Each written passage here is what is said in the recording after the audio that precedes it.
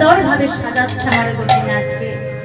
আর এদিকে নবাব এসে ডাক দিয়েছে, কবিরাজ, ও কবিরাজ।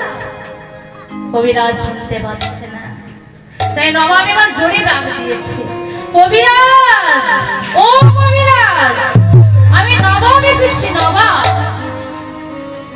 এবার কবিরাজ শুনতে পেয়েছে, আর যেই না শুনতে পেয়েছে অমনি নবাবের দিকে তাকাতে গিয়ে নয়ন পড়েছে কোথায় না ওই ময়ূরের পাখাতে।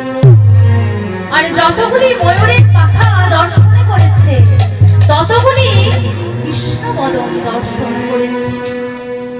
আর যেই না কৃষ্ণ বদন দর্শনে করেছে অমনি মুকুন্দ কবিরাজ কৃষ্ণ কৃষ্ণ কৃষ্ণ বলতে বলতে অচেতন হয়ে পড়েছে।